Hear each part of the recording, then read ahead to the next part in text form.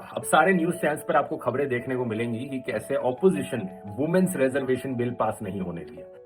तो क्या हो गया अगर बिल पास नहीं हुआ तो? मोदी जी ने रीजन बताया है ना कि कैसे 70 सालों से क्या होता आ रहा है और कैसे अपोजिशन ने डबल इंजन सरकार को रोक दिया। मत होना।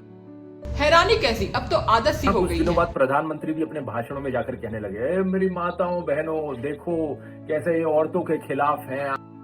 औरतों के खिलाफ है इस राज्य में? जी हाँ, इस राज्य में जितनी औरतें फली फूली हैं उसका कोई हिसाब नहीं है। और जो कंडीशन आज औरतों की है ना इस सरकार में, ना 70 साल पहले थी और ना 70 साल आने वाले टाइम में होने वाली है। बिल नहीं पास होने देते, लेकिन सच बात यह है कि वुमेन्स रिजर्वेशन बिल तो 2023 में पास हो गया था 454:2 के वोट के साथ। तब किसी ने अपोज नहीं किया था उससे। असलियत में जो बिल नहीं पास हुआ ये एक डीलिमिटेशन बिल था जिस पर वुमेन्स रिजर्वेशन का मुखौटा लगाया गया था।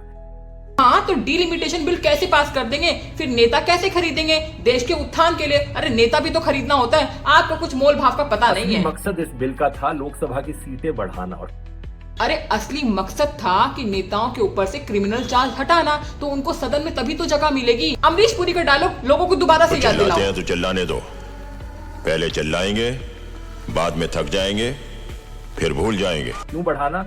क्योंकि अगर एग्जिस्टिंग 543 सीट्स पर औरतों को रिजर्वेशन दे दी गई तो इन नेताओं को, इन पॉलिटिशियंस को अपनी कुर्सी छोड़नी पड़ेगी। ये लोग अपनी कुर्सी नहीं छोड़ना चाहते।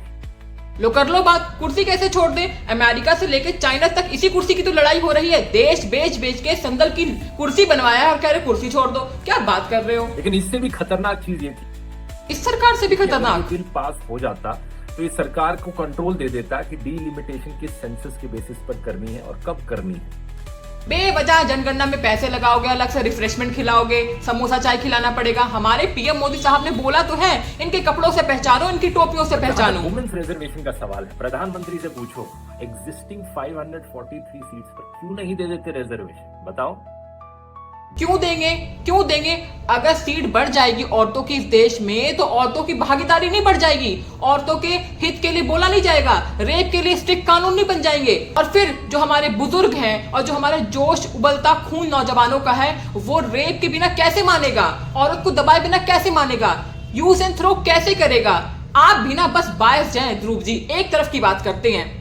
अगर दिमाग खुला हो, समझ आई हो तो चैनल को सब्सक्राइब कर देना। Thank you so much.